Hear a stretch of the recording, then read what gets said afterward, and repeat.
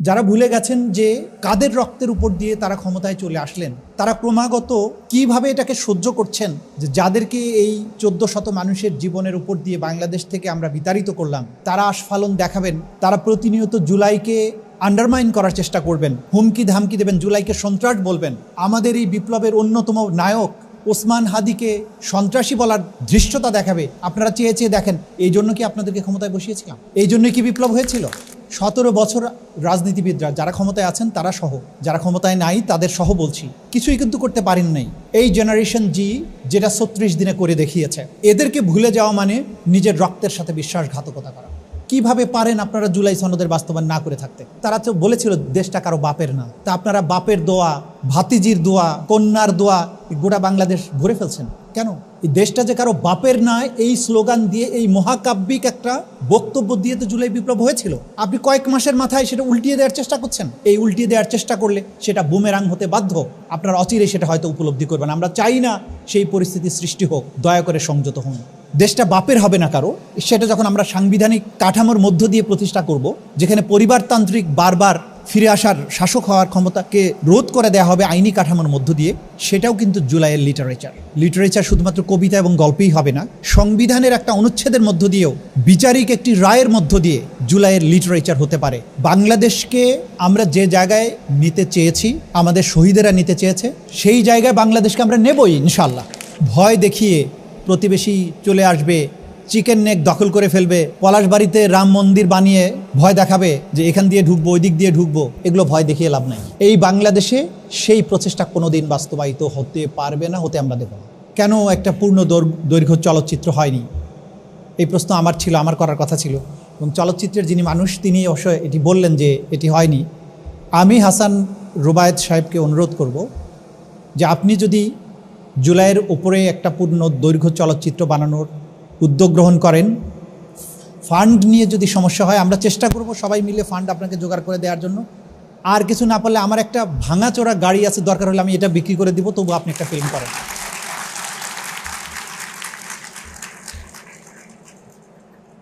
আনাসের চিঠি, এই একটা চিঠি আমার কাছে মনে হয় যে আমাদের দেশে স্পিলবার্গের মতো পরিচালক আছেন, মাবরুর রশিদ বান্নারা আছেন, অনেকেই আছেন, তারা পারবেন। এই একটা চিঠির উপরে ভিত্তি করে তো একটা সুবিশাল চলচ্চিত্র হতে পারে। রিয়া গোপের কাহিনী, আবু সাইদের প্রসারিত 2 হাত, আসহাবুল ইয়ামিনের এপিসির থেকে পড়ে যাওয়া, মীর মুগ্ধের পানি লাগবে পানি, এরকম হাজারো হৃদয়স্পর্শী, জীবন জুড়ে থাকার মতো যে মহাকাব্য, প্রত্যেকটি আমাদের সিনেমার উপজীব্য হতে পারে, আমাদের শর্ট ফিল্মের, আমাদের সাহিত্যের, নাটকের, কবিতার উপজীব্য বিষয় হতে পারে, হতে হবে। এটাকে আমাদের সাহিত্যে, আমাদের ভাবনায়, আমাদের জীবন জুড়ে এই কাহিনীগুলোকে নিয়ে আসতে হবে। যারা ভুলে গেছেন যে কাদের রক্তের উপর দিয়ে তারা ক্ষমতায় চলে আসলেন, তারা ক্রমাগত কিভাবে এটাকে সহ্য করছেন যে যাদেরকে এই 1400 মানুষের জীবনের উপর দিয়ে বাংলাদেশ থেকে আমরা বিতাড়িত করলাম, তারা আস্ফালন দেখাবেন, তারা প্রতিনিয়ত জুলাইকে আন্ডারমাইন করার চেষ্টা করবেন, প্রতিনিয়ত জুলাই যোদ্ধাদের জীবনকে হুমকির মুখে ফেলবেন, হুমকি ধামকি দেবেন, জুলাইকে সন্ত্রাস বলবেন। আমাদের এই বিপ্লবের অন্যতম নায়ক ওসমান হাদিকে সন্ত্রাসী বলার ধৃষ্টতা দেখাবে। আপনারা চেয়ে চেয়ে দেখেন, এই জন্য কি আপনাদেরকে ক্ষমতায় বসিয়েছিলাম? এই জন্যই কি বিপ্লব হয়েছিল? 17 বছর রাজনীতিবিদরা যারা ক্ষমতায় আছেন তারা সহ, যারা ক্ষমতায় নাই তাদের সহ বলছি, কিছুই কিন্তু করতে পারেন নাই। এই জেনারেশন জি যেটা 36 দিনে করে দেখিয়েছে, এদেরকে ভুলে যাওয়া মানে নিজের রক্তের সাথে বিশ্বাসঘাতকতা করা। জুলাইকে ভুলে যাওয়া মানে 1400 শহীদের সাথে শুধু নয়, পুরো জেনারেশনের সাথে বিশ্বাসঘাতকতা করা। কিভাবে পারেন আপনারা জুলাই সনদের বাস্তবায়ন না করে থাকতে? যে আকাঙ্ক্ষা, যে মুক্তির আকাঙ্ক্ষা নিয়ে প্রত্যেকটা তরুণ ঝাঁপিয়ে পড়েছিল, তারা তো বলেছিল দেশটা কারো বাপের না, তা আপনারা বাপের দোয়া, ভাতিজির দোয়া, কন্যার দোয়া গোটা বাংলাদেশ ভরে ফেলছেন কেন? এই দেশটা যে কারো বাপের নয়, এই স্লোগান দিয়ে, এই মহাকাব্যিক একটা বক্তব্য দিয়ে তো জুলাই বিপ্লব হয়েছিল। আপনি কয়েক মাসের মাথায় সেটা উল্টিয়ে দেওয়ার চেষ্টা করছেন। এই উল্টিয়ে দেওয়ার চেষ্টা করলে সেটা বুমেরাং হতে বাধ্য। আপনারা অচিরে সেটা হয়তো উপলব্ধি করবেন। আমরা চাই না সেই পরিস্থিতি সৃষ্টি হোক। দয়া করে সংযত হন।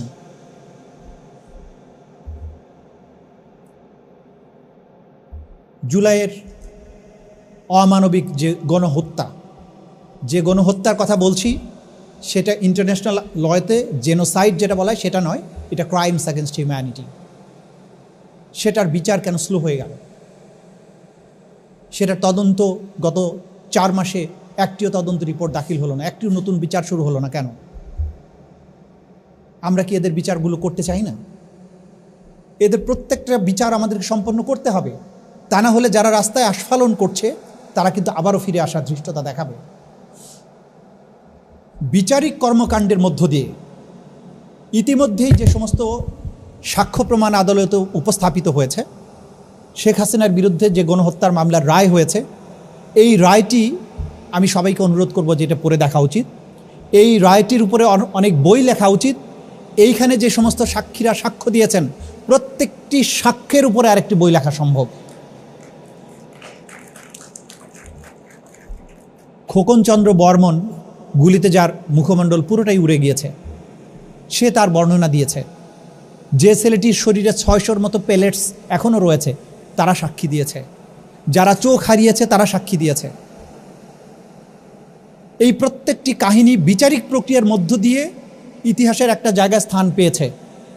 সেগুলোকে ছড়িয়ে দিতে হবে সকলের মধ্যে, যাতে করে যে স্বৈরশাসক, যে ফ্যাসিস্ট, যারা আবার আস্ফালন করার চেষ্টা করছে, এটা এই ন্যারেটিভটাকে এমন জাজল্যমান করতে হবে যে ওরা আর কখনো চোখ তোলার সাহস পাবে না।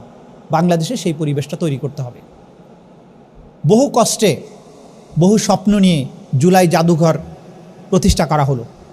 প্রত্যেকটি কর্নার জুলাইকে ধারণ করে তৈরি করা হলো। আমাদের যে আবেগ ছিল, জুলাইয়ের বিপ্লবীদের যে কর্মকাণ্ড ছিল, প্রত্যেকটা জিনিসকে এখানে ফুটিয়ে তোলার চেষ্টা করা হয়েছে। পাশাপাশি 17 বছর ধরে ক্রসফায়ার, গুমের মতো ভয়াবহ অপরাধগুলো নিয়ে যা কিছু করেছে, আয়নাঘর তৈরি করেছিল যেগুলো, প্রত্যেকটি সেখানে স্থাপন করা হয়েছে। কী কারণে জুলাই জাদুঘর ওপেন করা হচ্ছে না আমরা জানতে চাই। জুলাই জাদুঘরে একজন দর্শক প্রবেশ করে যখন বের হয়ে আসবে, তার সমস্ত হৃদয় ভারাক্রান্ত হবে এবং সে এমন একটি অনুভূতি নিয়ে বেরিয়ে আসবে যে 17 বছরে যে নিষ্ঠুর স্বৈরশাসক বাংলাদেশে ছিল, সে কতটা নৃশংস ছিল তার প্রতি একরাশ ঘৃণা, এবং ভবিষ্যতে বাংলাদেশে এমন স্বৈরশাসক আর কখনো না আসুক, এমন একটা শপথ নিয়ে প্রত্যেকটা দর্শক সেখান থেকে বের হবে। আপনি কেন সেই জাদুঘরটা ওপেন করছেন না? আমাদের জাতীয় একটা বদনাম আছে যে আমরা দ্রুত কিন্তু ভুলে যাই। যে জিনিসগুলো আমাদেরকে এই কাহিনী ভুলতে দেবে না, সেগুলো উন্মুক্ত করতে হবে।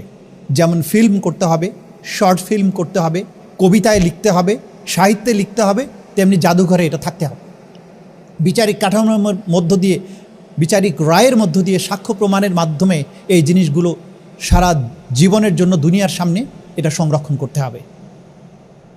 জুলাই বিপ্লবের লিটারেচারের চোখ দিয়ে যে দেখার কথা বলছি, এটাকে যদি আরও বিস্তৃতভাবে চিন্তা করা হয়, রাষ্ট্রীয় কাঠামোর যে সংস্কারগুলো, সেই জায়গায় যখন জুলাইয়ের এই চেতনাগুলো প্রতিফলিত হবে, দেশটা বাপের হবে না কারো, সেটা যখন আমরা সাংবিধানিক কাঠামোর মধ্য দিয়ে প্রতিষ্ঠা করব, যেখানে পরিবারতান্ত্রিক বারবার ফিরে আসার, শাসক হওয়ার ক্ষমতাকে রোধ করে দেওয়া হবে আইনি কাঠামোর মধ্য দিয়ে, সেটাও কিন্তু জুলাইয়ের লিটারেচার শুধুমাত্র কবিতা এবং গল্পেই হবে না, সংবিধানের একটা অনুচ্ছেদের মধ্য দিয়েও জুলাইয়ের লিটারেচার হতে পারে।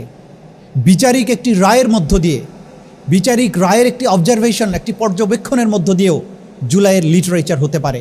সেই কাজগুলো আমাদেরকে অবশ্যই সম্পন্ন করতে হবে।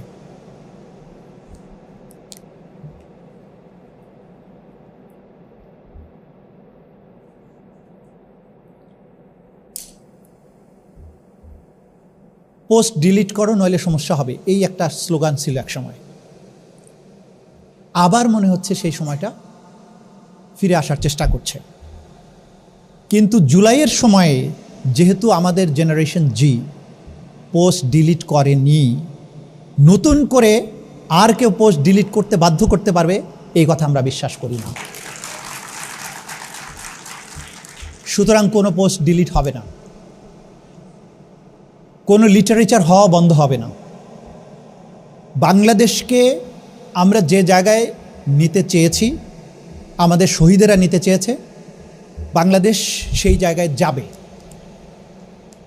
সেই জায়গায় বাংলাদেশকে আমরা নেবই ইনশাল্লাহ।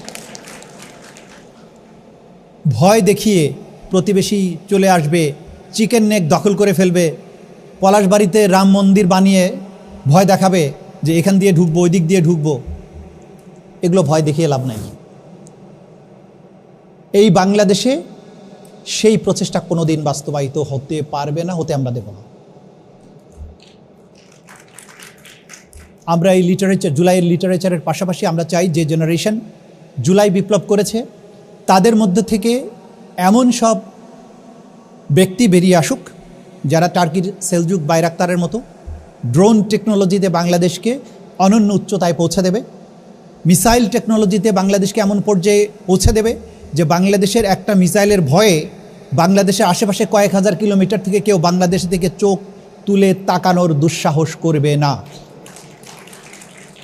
আমাদের বে অফ বেঙ্গল, আমাদের নৌবাহিনী, বিশাল সমুদ্র সীমানা যা কিছু আছে, এগুলো নিয়ে আমাদের জেনারেশন জি যারা মহাকাব্যিক একটা বিপ্লব করেছে বাংলাদেশটাকে রক্ষার ব্যাপারে, তারা এমন সব জিনিস বের করে আনবে, এমন সব অবদান রাখবে রাষ্ট্রের জন্য, সায়েন্স টেকনোলজিতে, সামরিক প্রযুক্তিতে, অর্থনীতিতে।